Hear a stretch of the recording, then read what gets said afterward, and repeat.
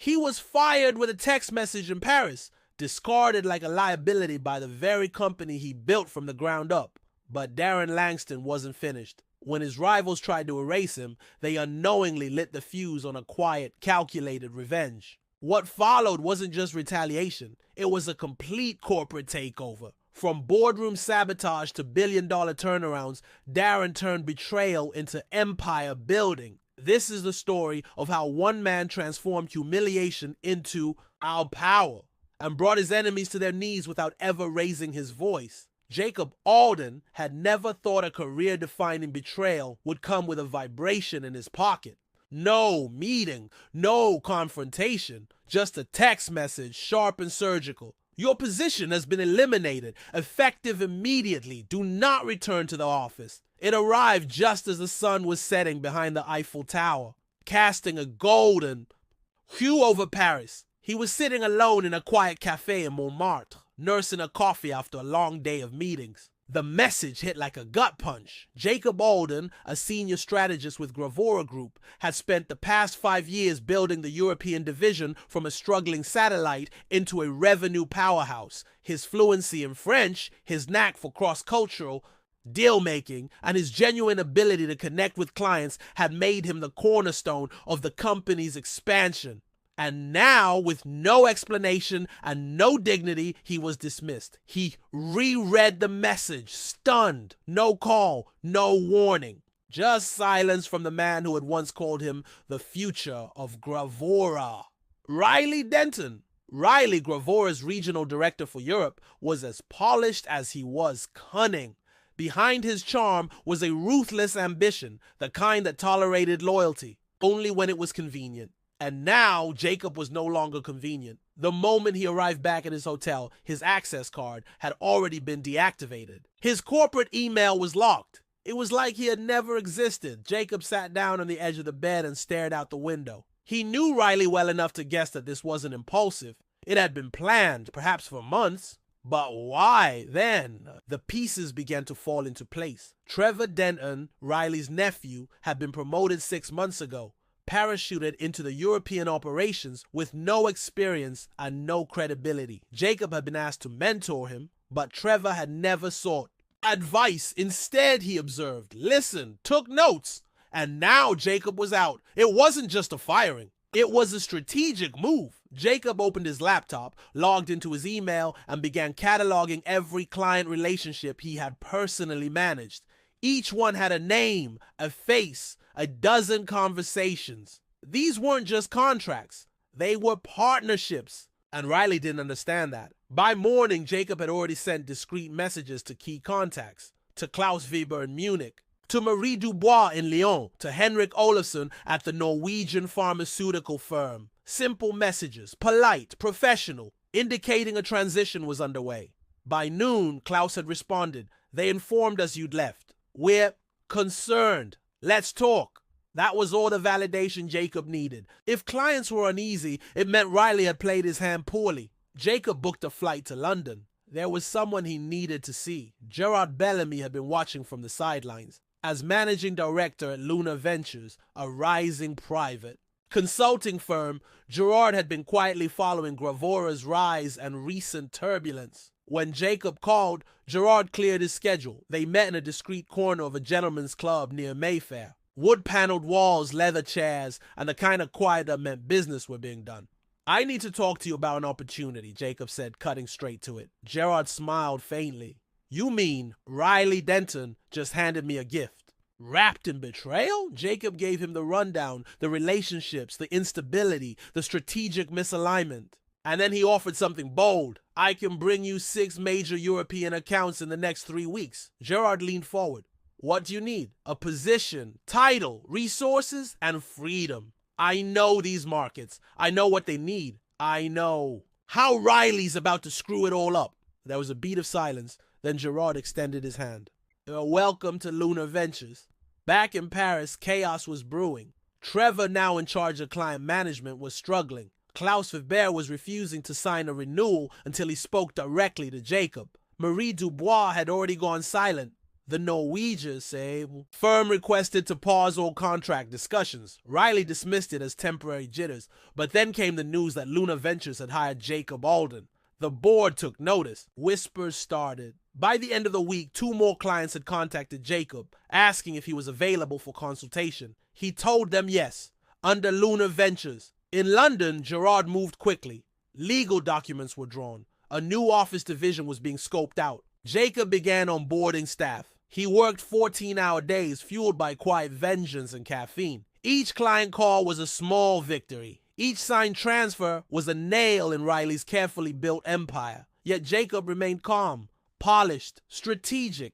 Didn't want to burn the house down. He wanted to own the block. As the second week began, things at Gravora got worse. The German consulting firm Riley had been courted to buy the European division was asking tough questions. Clients were becoming uncooperative. Riley flew to Munich, then to Oslo, then to Paris. His charm wasn't working anymore. Trevor Denton froze during a major client presentation and had to be bailed out by another junior associate. Marie Dubois sent a formal complaint. Meanwhile, Jacob had already signed 5 client transitions, totaling $38 million in revenue. Luna Ventures was quickly becoming the most disruptive name in the consulting world. Gerard hosted a press dinner in London. Jacob was the guest of honor.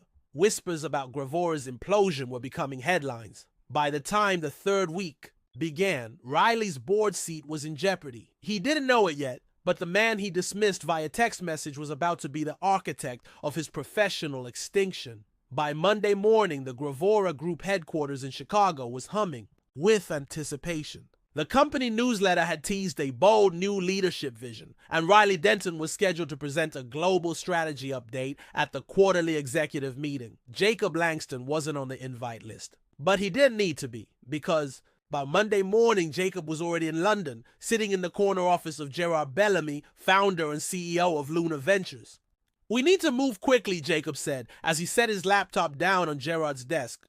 Riley has no idea how badly he's misjudged the European clients. Gerard leaned back in his leather chair, the skyline of London glittering behind him. "Let me guess. He sees them as numbers on a spreadsheet, not relationships." "Exactly. He plans to use the European offices as a temporary placeholder, then flip the entire operation to a German consulting firm. Klaus Baer, Marie Dubois, the Norwegians, they won't tolerate that." Gerard's eyes twinkled. "Then let's make sure." "They don't have to." Jacob pulled out his contact list and began typing emails while Gerard called his legal team. Within an hour, a formal employment agreement was drafted. By noon, Jacob Langston was officially Director of American Operations at Luna Ventures, with a significant equity stake and full autonomy over international client accounts. "You've solved our biggest challenge overnight," Gerard said.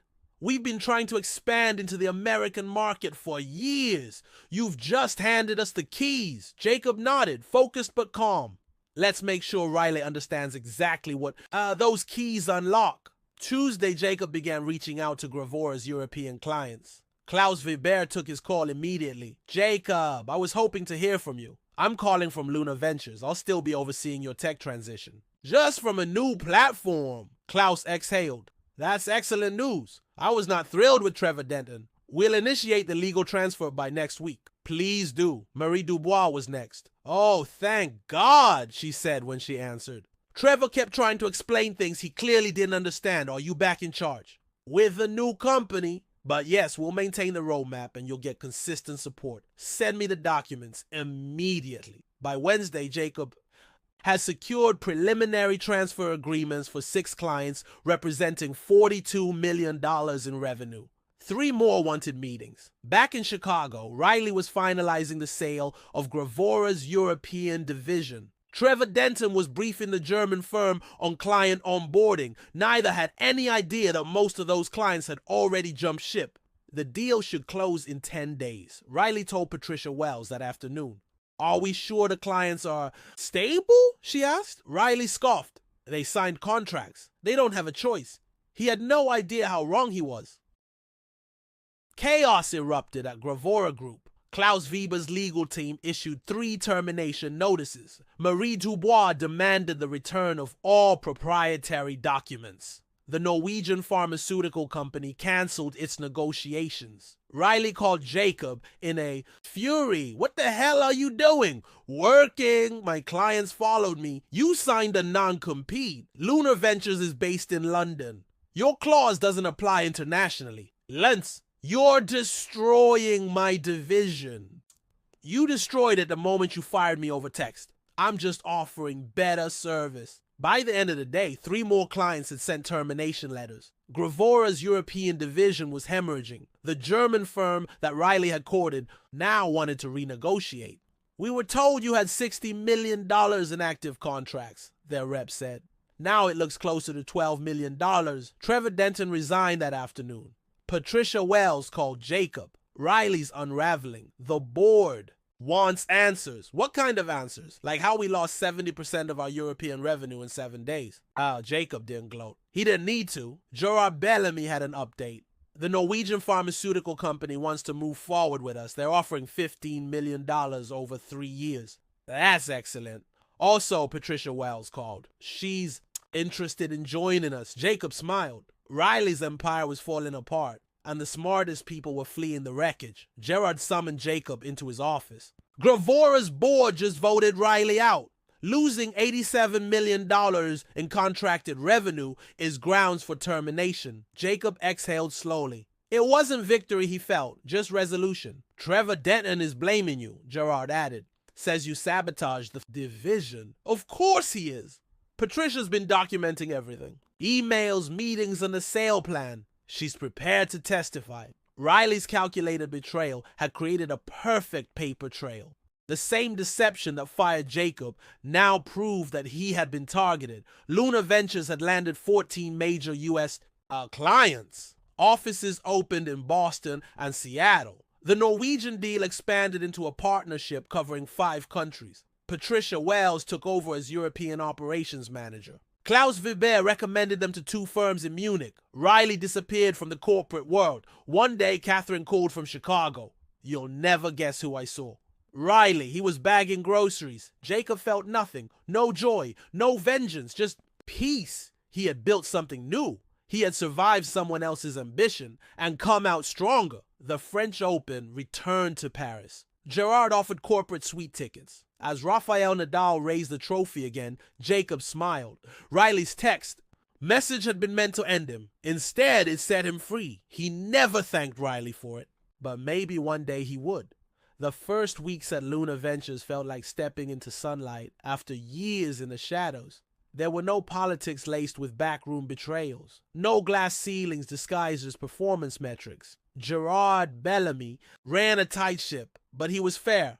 And more importantly, he recognized value when he saw it. The office in Mayfair thrummed with quiet intensity. Analysts crunched numbers with surgical precision. Strategy teams met in polished glass rooms that overlooked the city. And I, for the first time in my career, had both a voice and a vision. Yet beneath the victories and smooth operations, I knew we were still operating in the shadow of Riley. Denton's collapse. The European client transitions were seamless from a contractual perspective, but emotionally, many of the clients still carried scars from the upheaval, and Riley, though exiled from Gravora Group, wasn't finished trying. To control the narrative, it started with subtle messages. An anonymous blog surfaced, accusing Lunar Ventures of poaching clients unethically.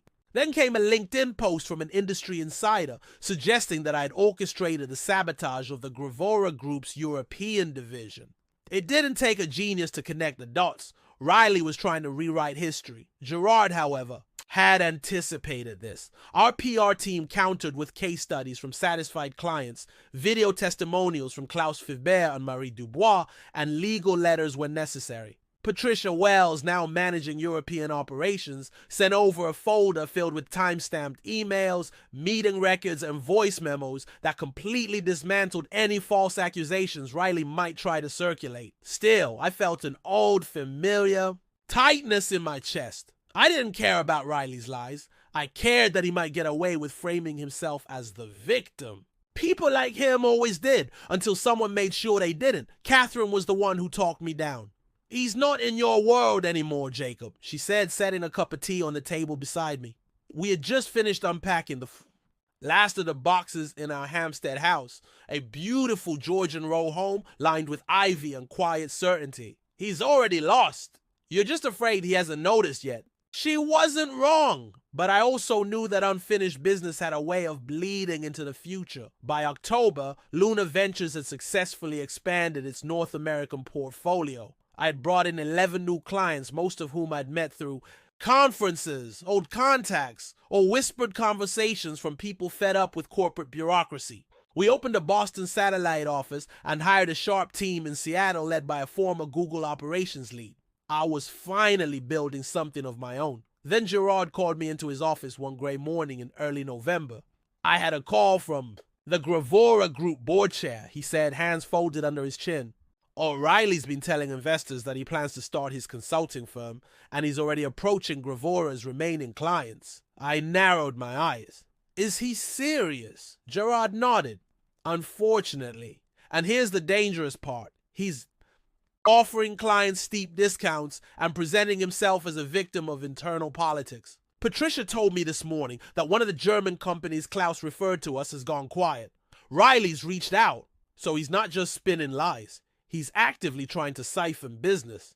And we can't afford to ignore it, Gerard said. Not because he's a threat, but if even one client defects, it gives him credibility. He only needs one. I leaned back. What's our move? Gerard smiled. We make sure he doesn't get it.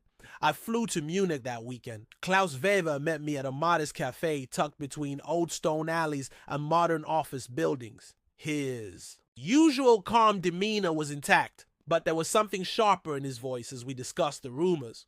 I spoke with Carl Dietrich at Medicynth, he said. They were approached by Riley, offered a full-service package at half your rate. I kept my expression neutral. And Carl said the offer sounded desperate. He told Riley he would think about it, but he never planned to accept. I believe Riley is burning his credibility faster than he realizes. Still, I wasn't going to risk it. That afternoon, I met with Carl myself, not just to confirm his loyalty, but to deepen our relationship. I outlined a 5-year strategic roadmap for his company's digital transformation, complete with projected ROI and tiered support.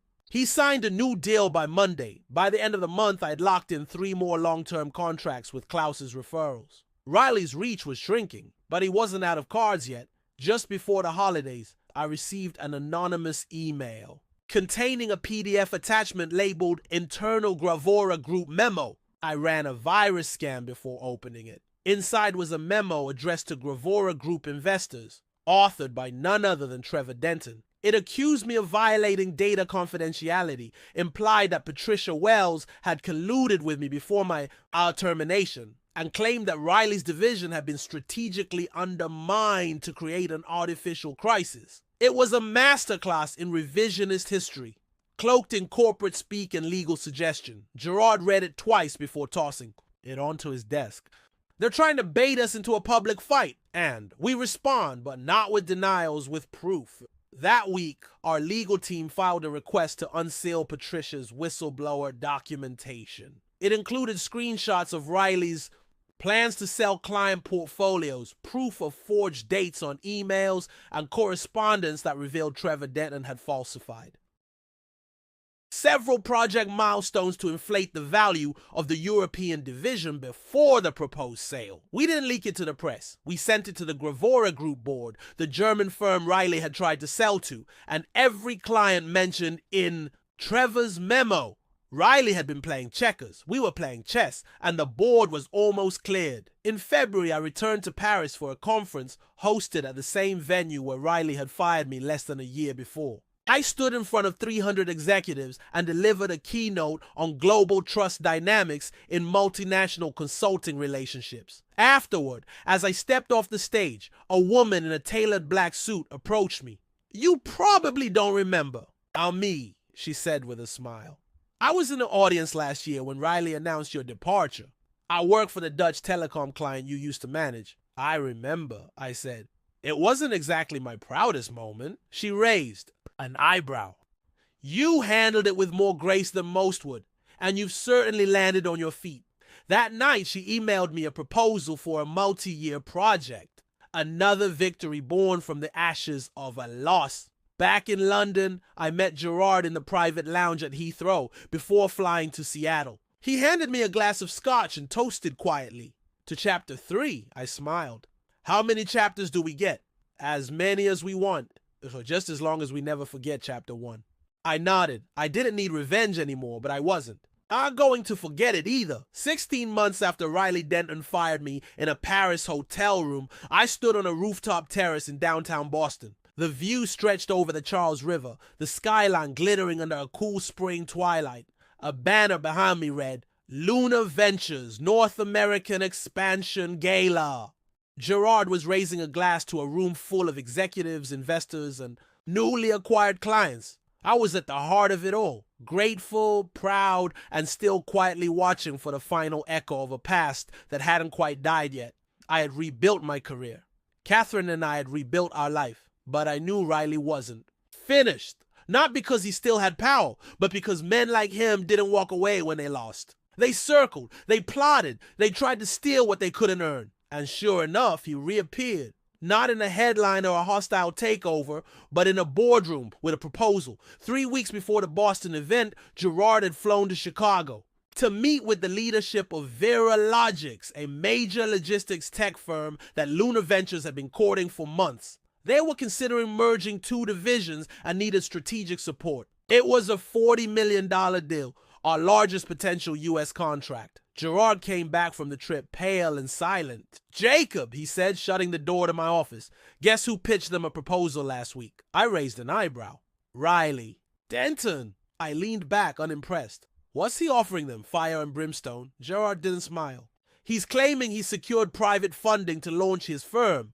Denton Strategic Partners. He's offering the contractors 60% of our cost, citing insider insight into our methodology. And he's doing it from London. My blood went cold. He's using our playbook. Exactly. And if he wins Veralogics, he'll have legitimacy again. Does Veralogics know about his Gravor implosion?